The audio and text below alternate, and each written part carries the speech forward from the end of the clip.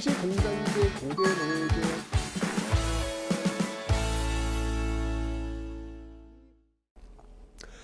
네, 안녕하세요 여러분들. 역사는 최태성. 네. 자, 여러분들 열심히 공부하시면 뭐가 좋을까요? 네. 여러분들 저희는요, 왜 그 요즘 가치 소비라는 단어가 있더라고요. 소비를 한 데 있어가지고 의미를 담아서 소비를 한다라고 이야기를 해서 저희도 마찬가지로 여러분들이 열심히 공부하시면 공부하실수록 그게 적립이 됩니다. 정리이 되어가지고 의미 있는 곳에 사용할 수 있도록 모두 다 쓰고 있거든요. 이제까지 누적 액수가 한 4억에 가까운 그 정도 여러분들 열심히 공부해가지고 쓴 거예요. 그리고 여기 제가 얘기했죠. 사랑의 열매, 아너 소사이어티, 고액 기부자. 여러분들 여기 지금 가입돼 있지 않습니까? 그죠? 열심히 공부하시면 그래요. 유튜브 같은 경우에는 광고 수익 올라갈 수 있지 않습니까? 또 그중에 일부를 또 좋은 거에 쓸 수 있으니까 공부 열심히 하십시오. 열심히 공부하면 이게 누군가에 도움이 되는구나. 이런 가치 소비를 한번 이곳에서도 한번 만들어 보시면 좋겠습니다. 공부하면 모두 기부자 돼요.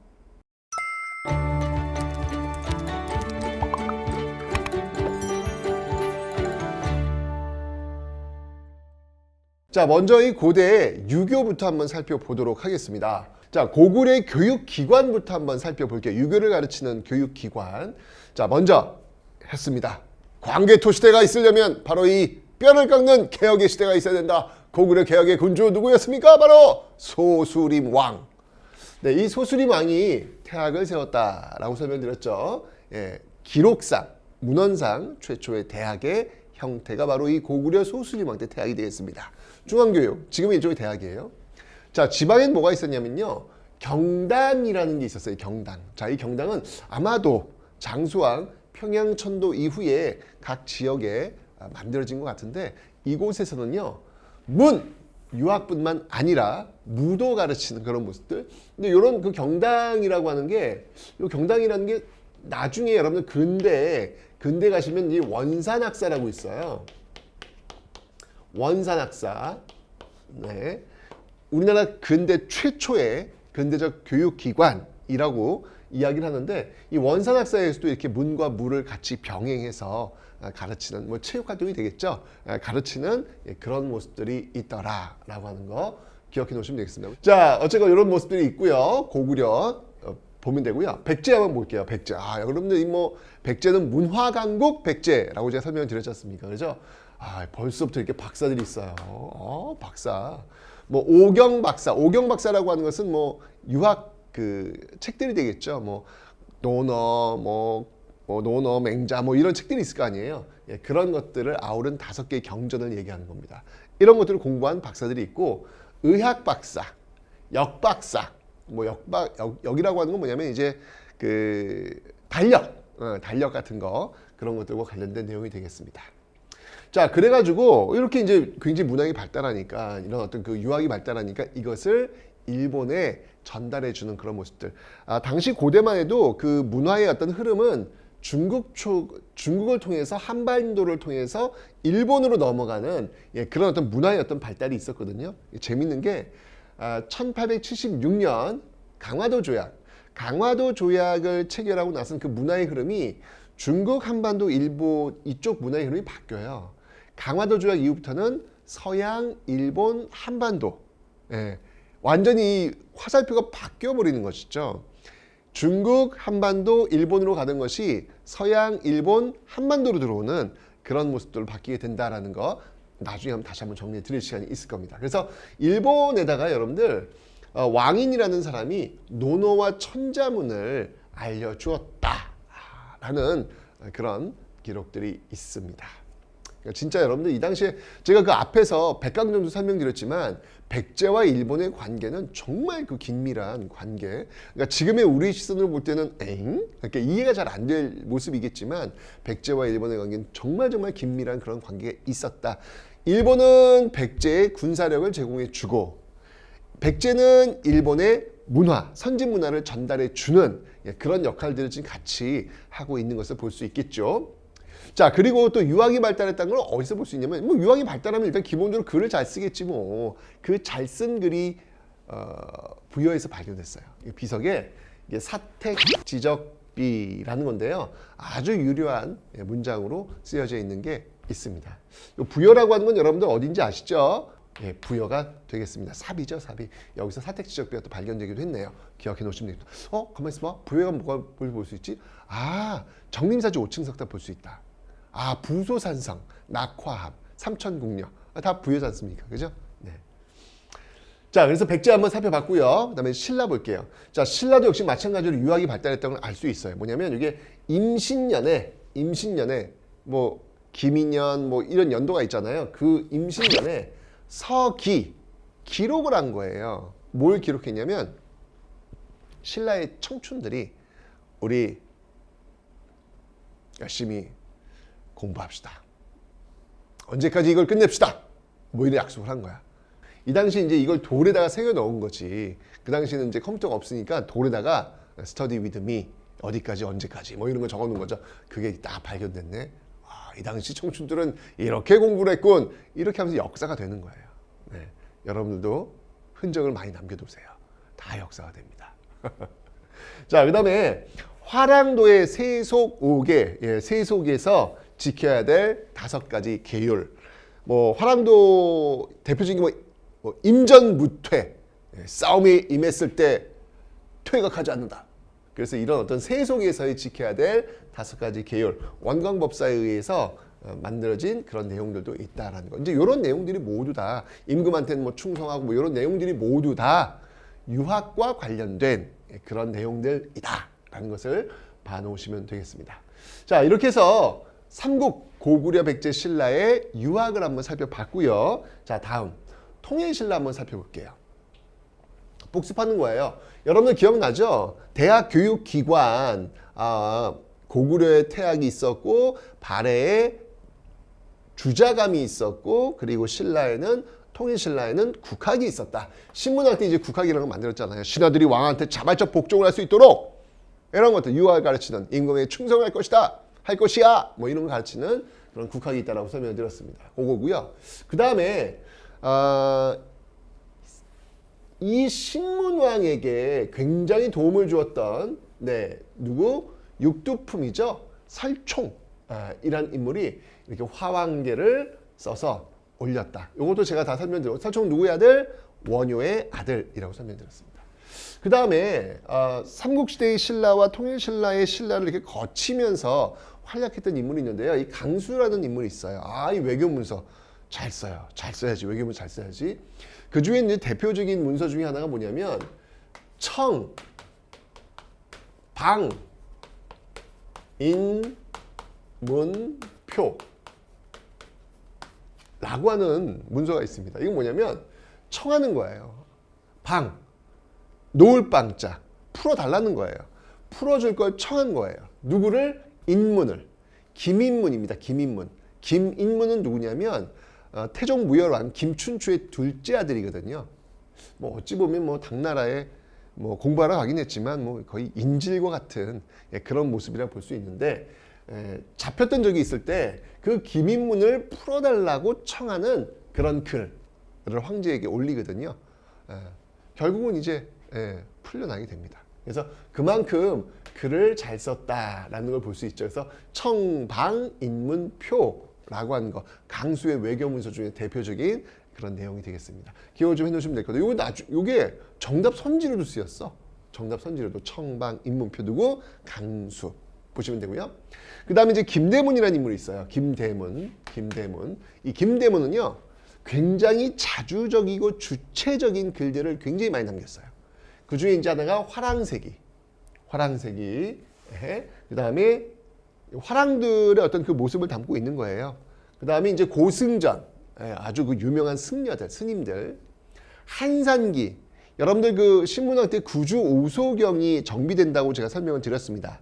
근데 그 구주 중에 굉장히 넓은 주가 한산주예요. 그래서 이 한산주에는 지방군, 구서당 10정이잖아. 원래 한 주마다 하나의 정이 배치가 되는데 한산주는 넓어서 2개의 정이 배치된다. 그래서 구서당 9정이 아니라 구서당 10정이 된다고 했을 때 그 한산주, 그 한산주에 머물면서 썼던 기록들, 이런 것들 이제 김대문이 있는데, 공통적으로 보면 이제 이거 신라의 어떤 그 문화, 신라의 어떤 풍습, 이런 걸 굉장히 강조합니다.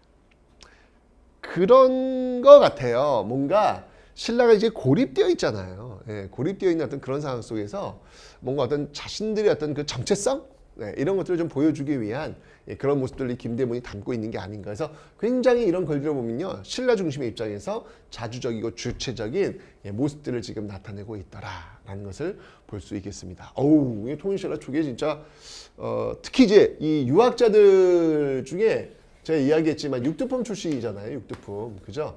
유학자들 중에 바로 이런 육두품들이 굉장히 많이 활약을 해요. 굉장히 많이 활약을 해가지고 통일신라 초기에 이렇게 유학을 좀 유학의 발달을 가져오는 그런 모습들을 볼 수 있다라는 거 봐주시면 되고요. 통일신라 말에 여러분 요거 좀 기억해 주세요. 시험에 잘 나옵니다. 이게 뭐냐면 독서 3품과라고 하는 건데, 이 독서 3품과는 바로 고려시대 때 최초로 시행되었던 고려 광종의 과거제의 전신이라고 보시면 돼요. 그러니까 고려시대 광종은 과거제를 시행했잖아. 근데 그와 유사한 모습들을 이미 통일신라 말기 원성왕이 시행하려고 했어요. 근데 여러분, 통일신라 말기 정책 상황이 어떻죠? 중앙에선 진골 귀족 간 왕위 다툼이 벌어지고 있단 말이에요. 그래서 지방에 대한 통제가 이루어지지 않고 있으니까 지방에 호족, 성주, 장군 칭하는 호족들이 성장한다고 설명드렸잖아요. 그죠? 그런 상황 속에서 지금 왕이 귀족들한테, 야, 너희들 이제부터 공부해야 된다. 공부해. 책 읽어. 책 읽는 거 가져오면 거기에 이제 글을 쓰면 내가 이거 평가할 거야. 이 원성왕이 이렇게 평가를 하려고 한 거예요. 귀족들한테. 좋아하겠어? 싫어하지. 그래서 이름이 원성왕이에요. 원성을 많이 들었어요. 기억되지? 믿는 건 아니지. 그래서 원성왕은 아니야. 어쨌건 이 원성왕 때 독서 3품과, 그러니까 책을 읽으라 이거지. 그래서 거기서 1품, 2품, 3품으로 점수 주겠다. 1급, 2급, 3급 뭐 이렇게 주겠다 이거지. 과에 따라가지고. 근데 결국 이거는 시행되지 않고, 나중에 이렇게 시험을 봐서 관리를 뽑는 제도가 과거제도거든요. 이게 이제 고려시대 광종 때 와서야 비로소 시행이 되더라라는 것을 보여드리고 있는 겁니다. 자, 그리고 여러분들 통일신라 말기 대학자, 통일신라 초기라면 뭐 이런 인물들, 뭐 설총, 당수, 김대문, 이런 인물들을 좀 들을 수 있다면, 통일신라 말기는 이 사람을 빼놓을 수 없죠. 이게 다 했어. 누구야? 최치원. 네. 너무 특정 인물을 제가 너무 많이 강조하는 것 같아요. 네. 시험에 나오기 때문에 제가 말씀을 드리는 겁니다. 어쨌건 그 당나라에 그 외국 유학생들을 보는 과거제가 있습니다. 그건 이제 빈공과라고 하는데, 여기에 이제 합격을 했다라고 설명드렸고, 그 다음에 이제 그 황소의 난, 당나라에서 황소의 난이 벌어졌을 때 황소를 토벌하는 경문을 써가지고 이걸 보고 침대에서 떨어져서 황소가 죽었다라는 그런 전설적인 이야기가 전해지고 있죠. 토황소 경문으로 유명했고요. 또 개원별경이라는 글을 남겼다. 요거는 이미 여러분과 공부했던 그런 내용들이니까 기억해 주세요. 자, 발해는 주자감 제가 설명드렸습니다. 기억나시죠, 여러분들? 그래서 이런 그 교육기관들이 고대에 있었다. 이 당시에도 굉장히 그 고대에도 그 유학을 공부하는 그런 내용들이 많이 있었네요. 그죠? 자, 요거 봐두시면 되고요. 자, 유학 공부 받고 그다음에 이제 역사와 도교를 한번 살펴보도록 하겠습니다.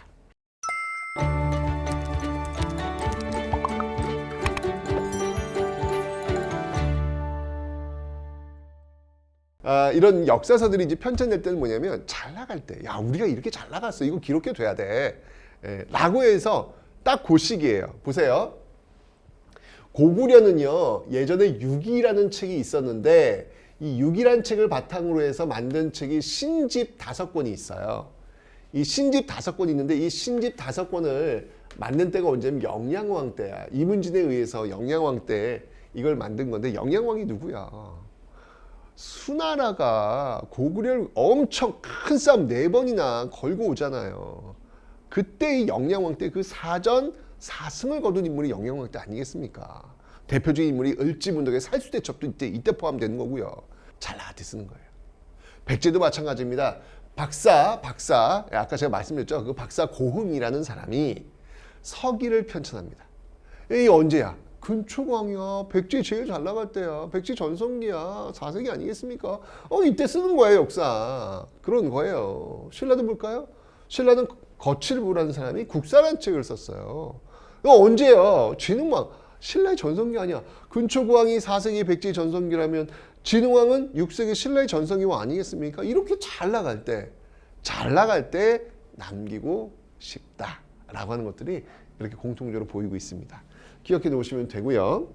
그 다음에 이제 도교 한번 볼까요?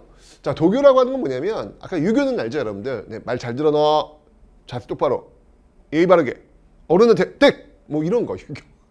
근데 이게 다 유교는 아닙니다, 여러분들. 네, 그러니까 우리 일상생활 속에서 그런 어떤 모습들이 남아 있다는 것이 이게 다 유교는 아니에요.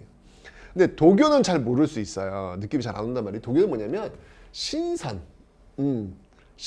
사상이라고 보시면 돼요. 핵심은 뭐냐면 죽지 않아.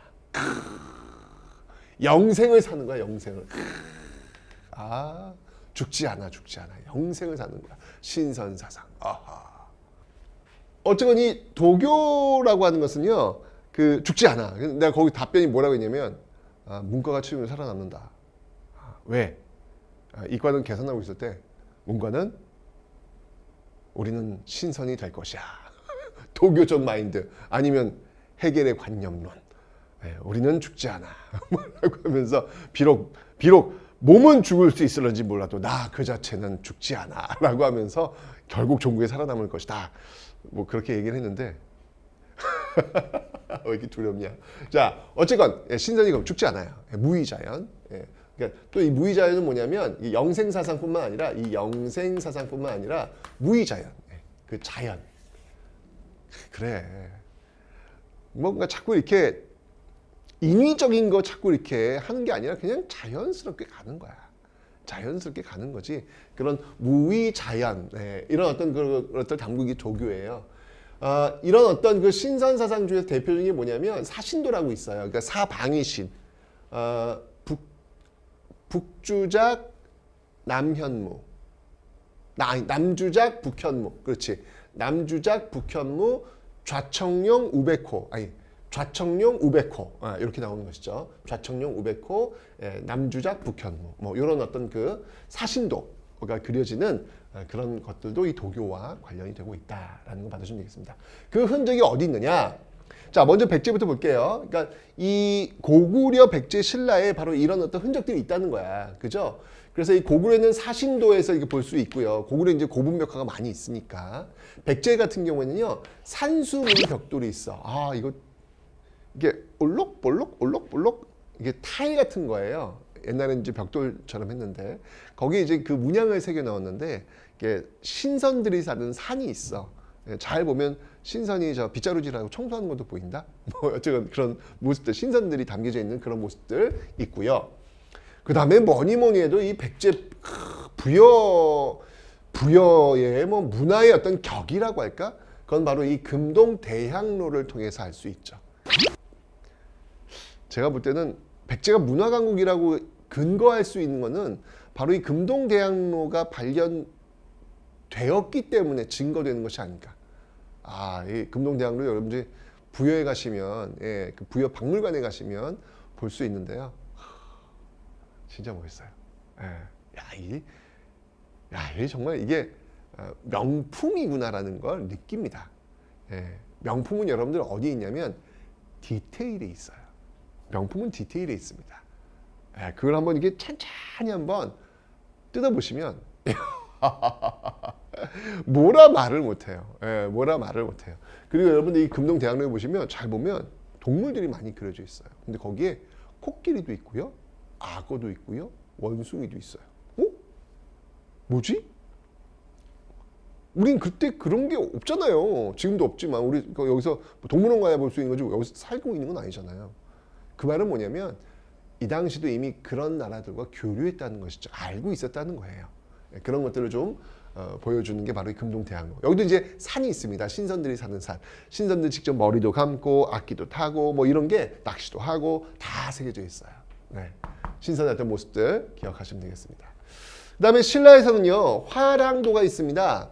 이 화랑들도 역시 마찬가지로 좋은 산과 좋은 하천을 이렇게 다니면서 뭔가 심신수련을 하는 곳이잖아요. 이거야말로 또 신선 노름, 신선 노름, 예, 좋은 데 있잖아요. 그런 어떤 의미에서 이 화랑도 역시 마찬가지로 난가사상이라고 제가 설명을 드렸죠, 여러분들. 예, 신채호의 난가사상. 이거야말로 정말 활달하고 활발하고 정말 진취적인 이런 어떤 느낌. 이게 바로 우리의 원래 기본 정신이야. 라고 신채호는 바로 화랑도의 난가사상을 강조하고 있는 모습들 보시면 되겠습니다. 네. 이렇게 해서 역사와 도교, 이제 남북국 시대는 뭐 큰 그 기록들이 없으니까 패스할게요. 예, 살펴봤고요.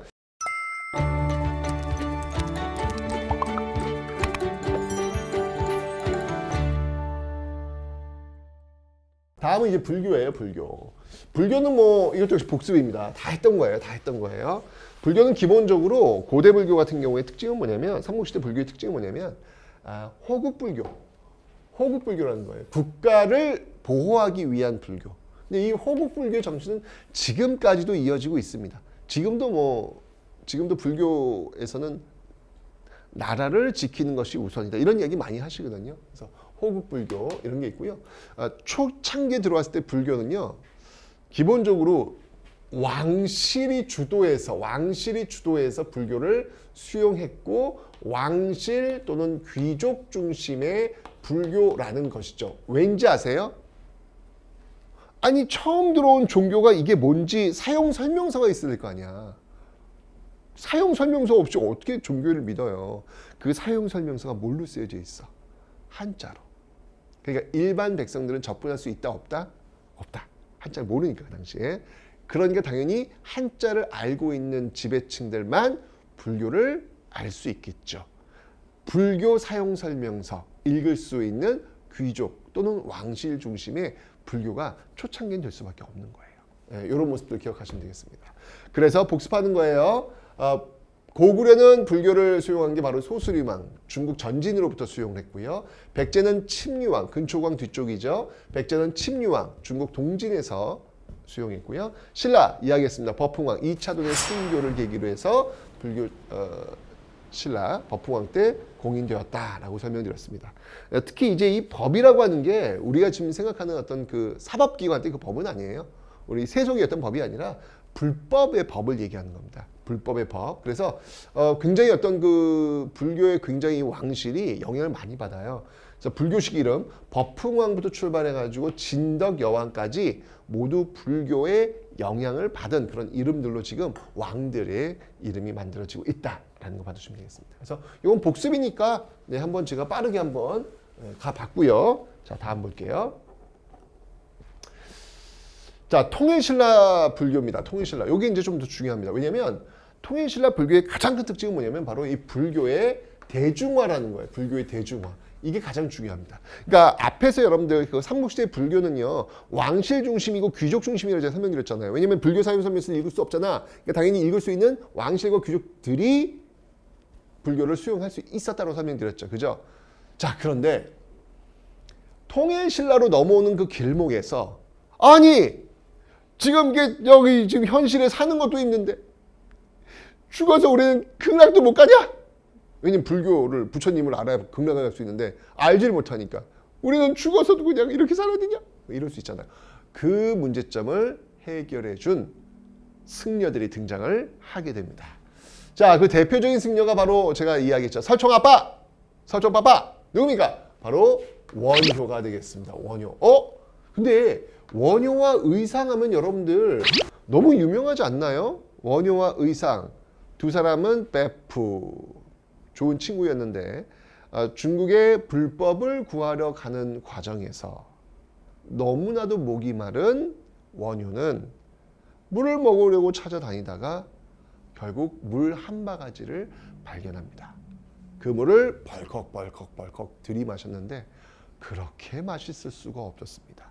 그리고 한 잔 푹 잡고 일어났더니 이게 웬일이야? 그 물은 바로 해골 바가지에 담겨져 있는 썩은 물이었습니다. 아니 이걸 내가 어제 먹었단 말이야? 어제 먹을 땐 그렇게 맛있었는 그 물이 지금은 먹을 수 없는 썩은 물.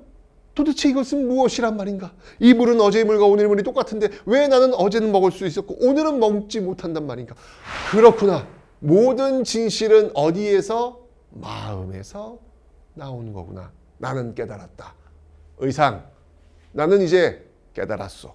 이 모든 것은 바로 내 마음에 달려있다는 것을 알았어. 나는 돌아가겠어. 라고 원효가 빽 했던 유명한 이야기가 있잖아요. 이게 원효와 의상, 그죠? 자, 어쨌든 원효와 의상 대표적인 인물들이 있는데요. 원효는요, 진짜 이게 돌아와서 나는 깨달아서 돌아와서 정말 파격적인 모습을 보여요. 왜? 원효가 이야기했거든요. 너희들 극락세계 가고 싶지? 모두 외쳐 아미타! 노래만 부르면 돼. 아미타 외치기만 하면 돼. 그럼 모두 극락세계 갈 수 있대. 공부 안 해도 돼.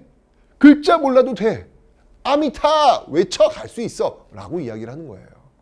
이러니까 대중들이 나도 죽어서 부처님 세계 갈 수 있는 거구나.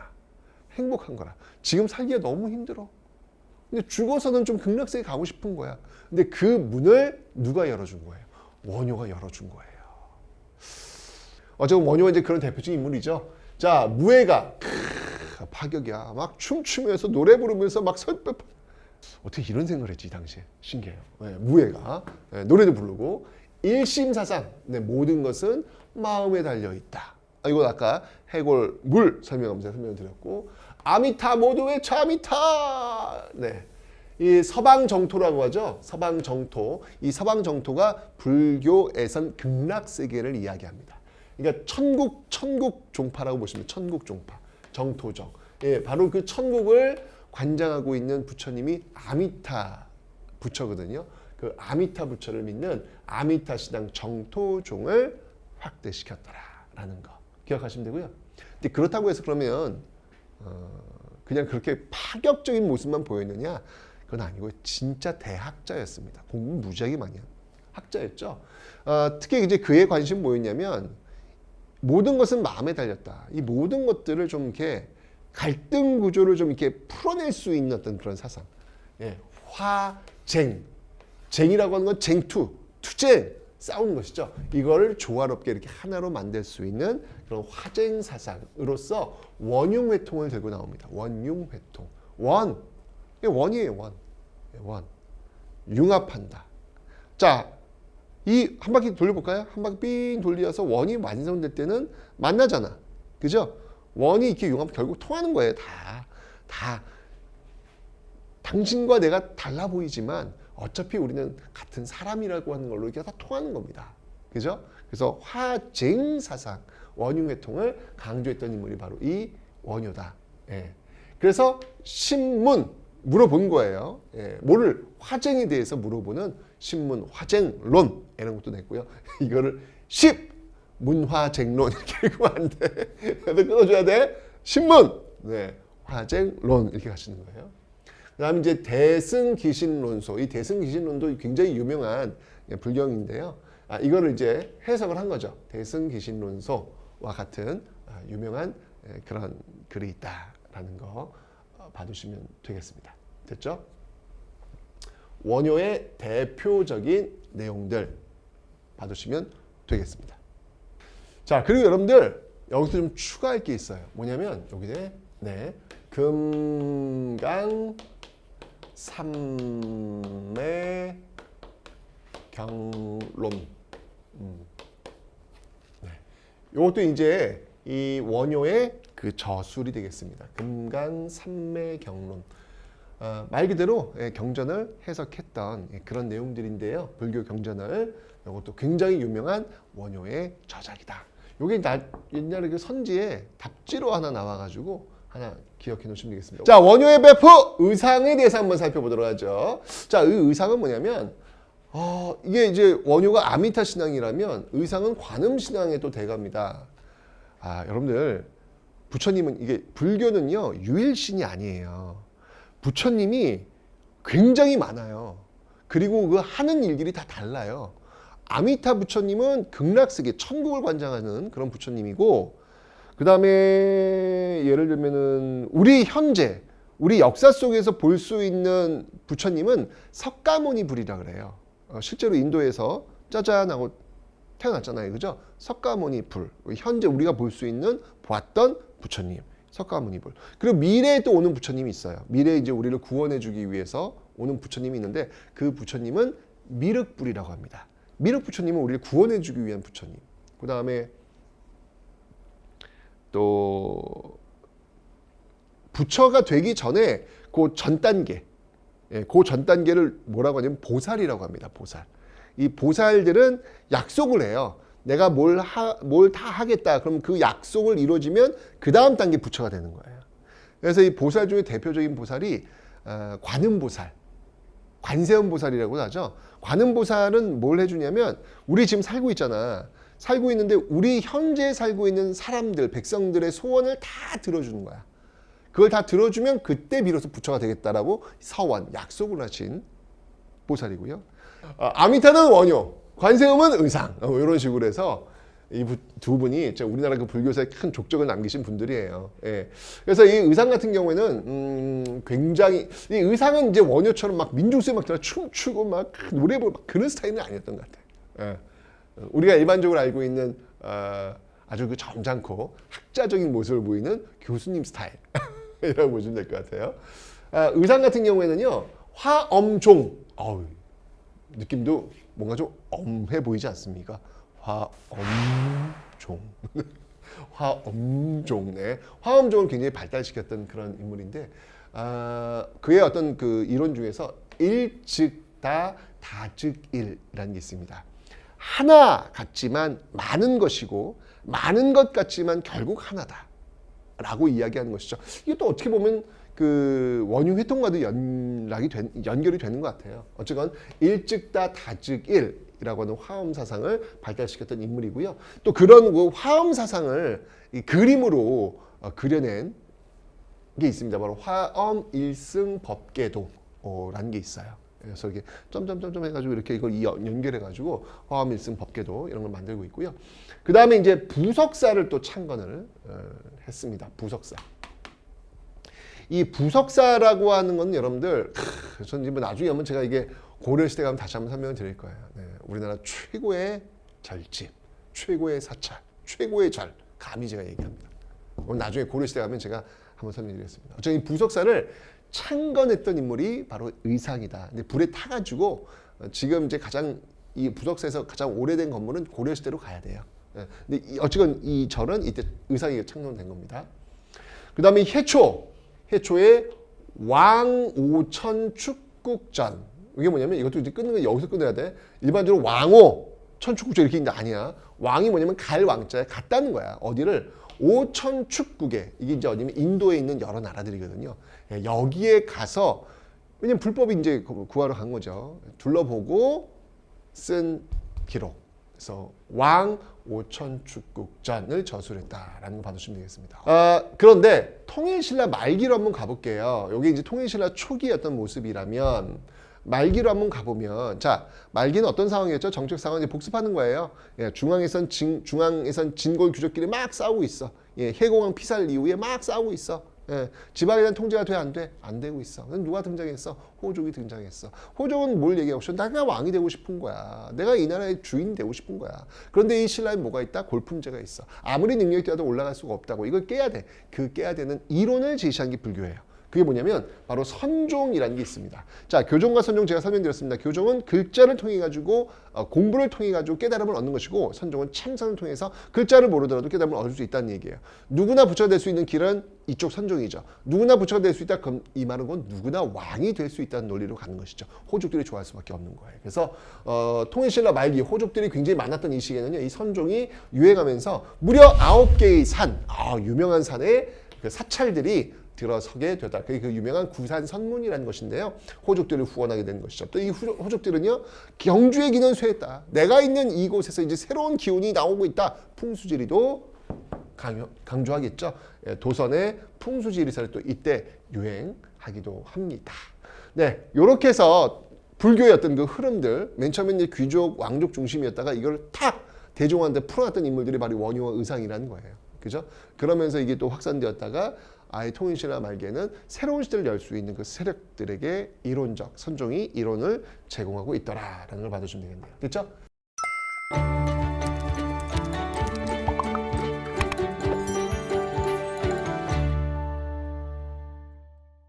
자, 그러면 이런 불교에서 남긴 그런 불상이나 불탑이나 이런 거 한번 좀 살펴보도록 하겠습니다. 자, 먼저 불상입니다. 여러분들 제 얘기하지만 이거 외우려고 하지 마세요. 예, 이거 어디다 외워? 예? 금동연가 7년명 열애 입상. 이거는 외우는 게 아니라 그냥 사진 보시고 아, 이게 고구려 유산이구나. 요 정도만 아시면 돼요. 예, 이거 외우지 마세요. 스트레스 받아. 자, 어쨌건 이 불상을 보면요. 금동미륵보살 반가 사유상이 있습니다. 아, 진짜. 금동미륵보살 반가 사유상의 대표적인 게 우리나라에 두 가지 형태가 있는데 그게 이제 그 국립중앙박물관에서 전시한 적이 있어요. 정말 홀 하나를 전체를 다 딱 이 불상 두 개만 딱 갖다 놓은 거예요. 그리고 조명과 이 배경, 이 모습들 통해 가지고 정말 너무 경건한 모습을 만들어냈습니다. 아, 이거 볼 때쯤 끝날지 모르는데 지금 하고 있거든요. 진짜 정말 환상적이에요. 환상적이에요.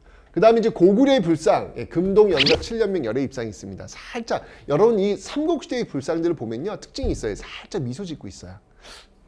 그런 이유가 아닐까? 맨 처음에 이제 불교가 들어서 이거 외국 종교지 않습니까? 거부감이 있을 거 아니에요.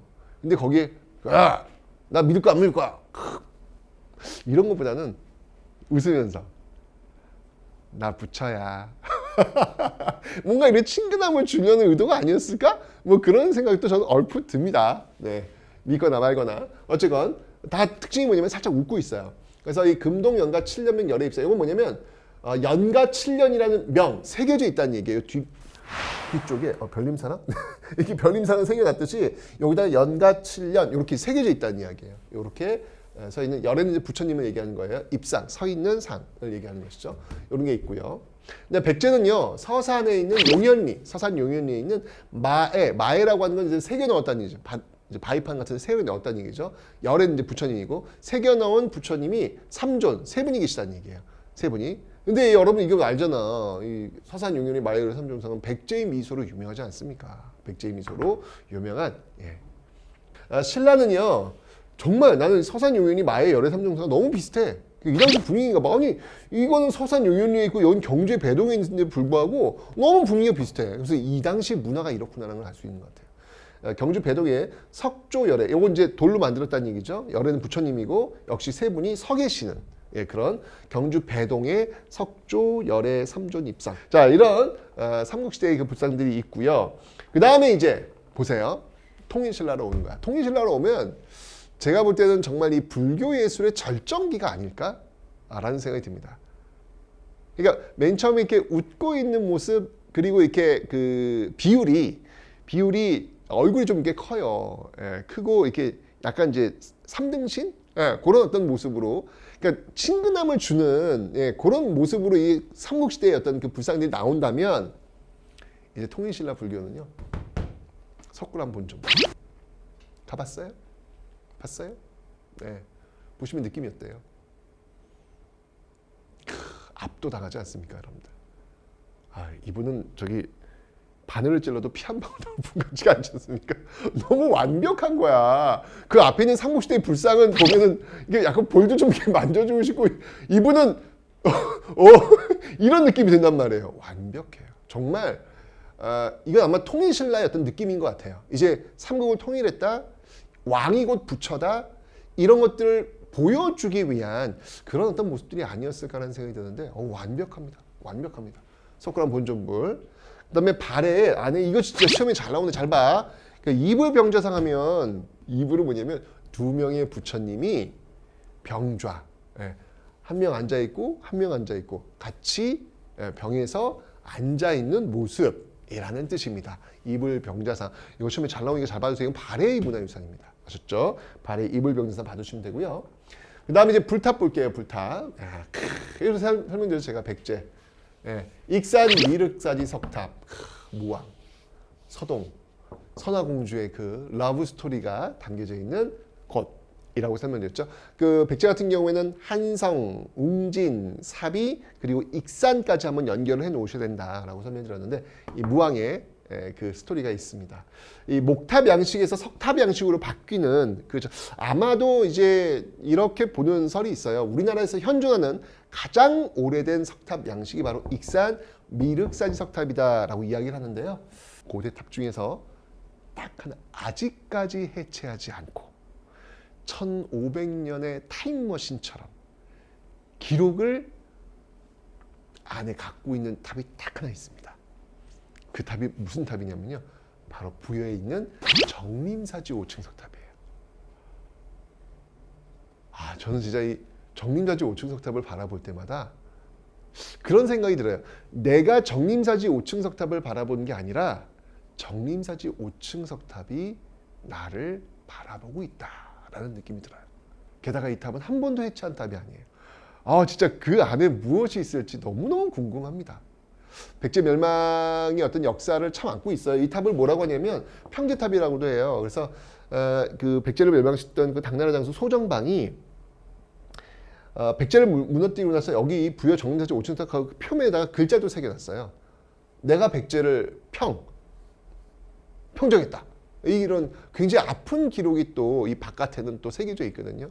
하여튼 그 모든 역사를 진짜 안고 있는 게 이 부여 정림사지 5층 석탑이니까 여러분들 부여에 한번 가시면 꼭 한번 만나보시기 바랍니다. 여러분보다 더 오래 그곳에 계실 분입니다. 자, 신라에 가면요, 여러분들 경주 분황사. 제가 지금 이거 이름 안 해도 돼요. 그냥 사진만 보시면 됩니다. 예, 경주 분황사 석탑이 있습니다. 이 분황사 석탑은요, 모전탑이라고 하는 건데, 여러분들 이게 탑이 중국은 전탑 위주예요. 전탑은 뭐냐면 흙을 구워가지고 벽돌처럼 만들어서 쌓아 올린 탑. 전탑 위주예요. 중국은 다 대부분 그 탑이에요. 우리나라는 석탑 위주예요. 돌을 짜가지고 돌을 이렇게 올리는 석탑 위주. 일본은 나무가 워낙 좋고 많으니까 목탑 위주예요. 이 분황사 석탑은 특이한 게 뭐냐면 우리가 잘하는 게 이 돌을 잘라가지고 돌을 쌓아 올리는 거잖아요. 근데 이 분황탑은 이 모전탑이 뭐냐면 모방했다는 이야기예요. 전탑을 모방했다는 얘기예요. 그러니까 흙을 구워서 벽돌을 만들어 쌓아놓은 게 전탑이라고 했잖아요. 그죠? 그 전탑을 모방한 거야. 돌을 벽돌 모양으로 깎아가지고 올린 거야. 미친 거 아니야? 나는 그거 보면서 아니 그 단단한 돌을 벽돌 모양처럼 만들어서 이게 얼마나 정성이 들어갔을까? 나는 그 정성을 그 흙 구겨 넣어가지고 구워가지고 딱 올린 게 간단하잖아요. 근데 이건 돌을 벽돌 모양 잘라서 올렸다. 이 당시 분들은 우리가 상상을 초월하는 분들이구나. 대단하다라는 걸 느끼는 게 또 이 경주 분황사 석탑입니다. 그 다음에 이제 황룡사 9층 목탑, 아파트 30층 높이. 대단하죠. 선덕여왕 때 이 자장법사의 어떤 건의에 의해서 세운 건데, 이건 뭐냐면 정말 비전을 제시한 거예요. 각각의 층을 그 주변국들, 신라가 정복해야 될 주변국들의 이름을 다 달아놨어요. 제주도도 있고 고구려도 있고 백제도 있고 다 달아놨어요. 이건 뭐냐면 신라가 고립되어 있고 약한 그런 나라에서 이제 이 한반도를 평정할 수 있는 그런 나라로 우뚝 서겠다라는 것을 상징적으로 보여준 거예요. 이 황룡사 9층 목탑은요, 이게 있었으면 너무 좋았을 텐데. 고려 시대 때 그 몽골이 쳐들어와가지고 다 불태워버려요.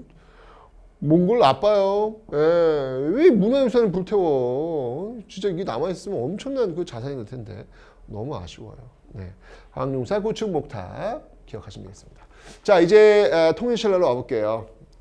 경주 불국사 3층 석탑, 석가탑이라고도 무형탑, 그림자가 없다고 하죠. 네. 그 안에가 여기 이 석가탑을 만들러 들어갔는데 볼 수가 없는 거야.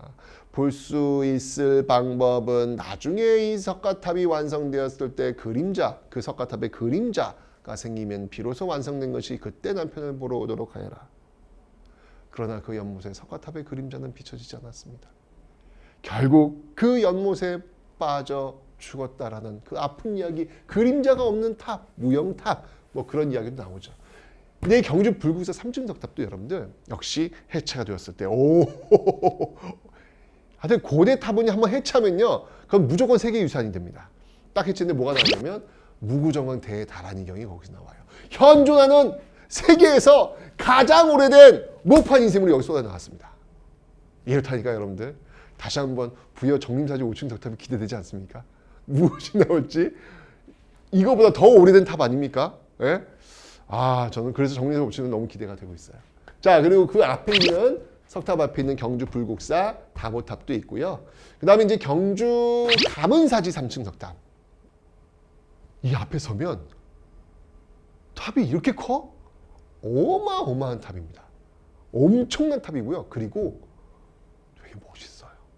와, 아주 그 당당함이라고 할까? 이게 아마 그 통일신라 초기에 만들어진 탑으로 보여지고 있는데 아마 그 통일신라 초기의 어떤 그 분위기, 이런 분위기를, 자신감이죠. 신라의 어떤 자신감, 이걸 그대로 담아내고 있는 것 같아요.